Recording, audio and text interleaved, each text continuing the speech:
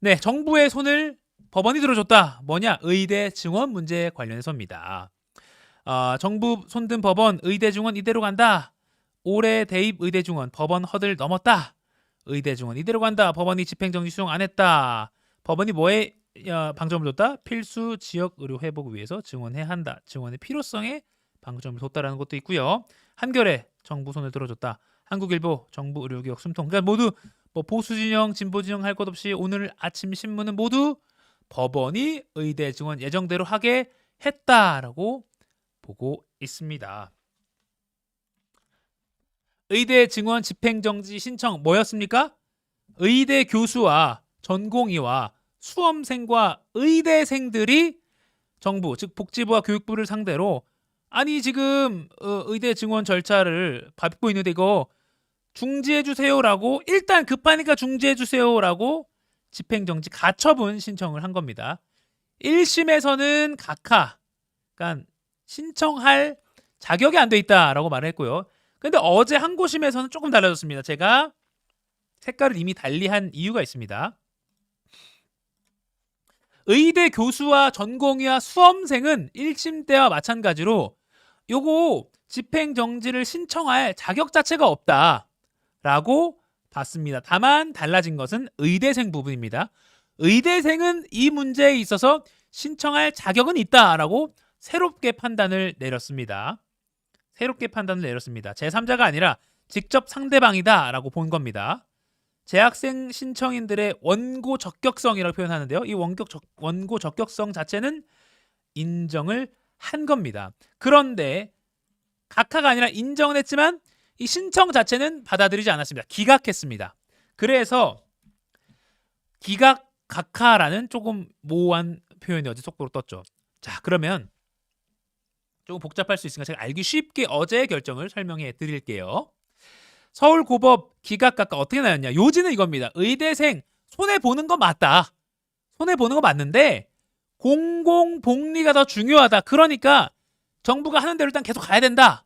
이렇게 판단을 한 겁니다. 자, 신청 자격에 대해서는 의대생은 학습권이 침해되기 때문에 집행정지해달라고 신청 자격 있다라고 본 건데요. 나머지 의대 교수와 또 수험생 그리고 전공의들 아까 제가 표현한 대로 요 전공의들은 자격이 없다. 직접 당사자라고 보기 어렵다라면서 각하한 겁니다. 그러니까 이 세 명 의대 전공의와 의대 교수 그리고 수험생 관련해서 앞으로는 쭉 판단을 안 한 거고요. 이 밑에 사안에 대해서 판단 안 한 거고 요 밑에 판단은 이제 의대생에 대해서만 판단한 겁니다. 볼게요.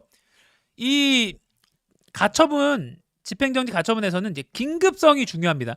손해를 긴급히 막을 필요성이 있느냐? 그런데 법은 이렇게 봤습니다. 정상적 의대 교육이 어려워지는 등 회복하기 어려운 손해 가능성 있다. 긴급히 막을 필요성 있다라고 왔습니다. 그러면 이거 받아들여진 거야? 아닙니다. 이것만 충족되면 안 되고요. 그 다음 거 봐야 됩니다. 그러면 집행정지를 받아들이면 그러니까 의대 증원을 멈추게 하면 공공복리에 중대한 영향이 있냐 없냐를 봐야 되는데 여기에는 있다고 본 겁니다. 즉 의대 의료계가 주장하는 대로 집행정지를 인용하면 중대한 영향 우리 사회에 미칠 우려가 있다. 그러니까 인용하면 안 될 이유가 있다는 겁니다. 인용해서는 안 된다고 여기서는 본 겁니다. 어떤 중대한 영향이 있길래 법원이 이렇게 판단했습니다. 필수 의료, 지역 의료 회복을 위해서 의대 정원을 늘리는 증원이 필요한데 여기에 영향을 준다. 여기에 영향을 주니까 인용할 수가 없다. 이렇게 판단을 내린 겁니다. 자, 이게 좀 중요한 부분입니다. 뭐냐면 의대생들이 요구하는 대로 이거 제대로 의료 실습할 수 있겠어? 의대 교육 어려워져. 학습권 침해돼. 이거 맞아. 그럴 수 있어 라고 법원도 봤습니다. 그런데 그보다 더 중요한 건 우리 사회에 필수 의료, 지역 의료를 회복하려면 증원이 필요한데 집행정지를 해버리면 증원 못하잖아. 그러면 우리 사회에 중대한 영향을 미쳐. 그러니까 나는 의료계 너희들 주장을 받아들일 수 없어 라고 본 겁니다. 그러면 결국 정부의 손을 들어준 거죠. 의대 정원 증원이 필요하다라고 필요성 자체를 인정한 거니까요. 자, 그러면 이렇게 되면 어떻게 되겠습니까? 의료계 우리 뭐 30년이니까 대법원에 재항고할 가능성이 있죠. 한국일보 기사로 좀 볼게요. 의료계 대법원에 재항고 집단행동 수위 높일 듯이라고 했습니다. 의사 측 대리를 맡은 이병철 변호사는요. 어제 법원 결정이 나온 직후에 재항고 절차를 최선을 다해 준비하겠다라면서 정부 행정처분에 대한 최종 심사권을 가지고 있는 대법원이 재항고 사건을 이달 31일 이전에 심리 확정해 주실 것으로 기대한다라고 밝혔습니다. 왜 31일을 밝혔죠? 31일이 왜 중요하냐? 이것 때문입니다. 우리 5월 말까지, 그러니까 5월 31일까지 수시 모집 홈페이지 공고해야 돼요. 그러니까 시간이 얼마 안 남았어요. 31일까지 대교협이 대입 변경사항 심의 승인해서 공고를 빨리 해야 수험생들 준비를 하죠. 그래서 9월달 준비를 하죠. 5월 31일이 그래서 마지노선입니다. 그래서 변호사도 이렇게 5월 31일 이전에 심리 확정해 줄 거라고 믿는다라고 했지만 이 재항고 절차에 걸린 시간 자체를 고려하면 이달 안에 나는 거 쉽지 않아 보입니다. 그러니까 이미 게임은 끝났다라고 보는 것이죠. 하지만 정부가 의대 증원을 확정하면 일주일간 휴진하겠다라고 밝혔고요. 정진행 전 서울대 의대 비대위원장, 저희와도 몇 차례 인터뷰했었죠. 의료 현실을 모르는 법조계가 의료계를 무너뜨리는데 일조했다라고 했고요. 다른 의사는 SNS에 바이탈과 전문의 멸종선언, 바이탈이라면 보통 응급의료를 말하죠. 멸종선언이라고 했습니다. 그러니까 의대 증원을 의대 증원하겠다는 정부의 목표에는 한 걸음 다가가지만 정작 의료 소비자, 환자 가족들이 느끼는 의료계 공백 상황은 당분간은 더욱 악화될 수 있다, 이렇게 보는 게 맞을 것 같습니다.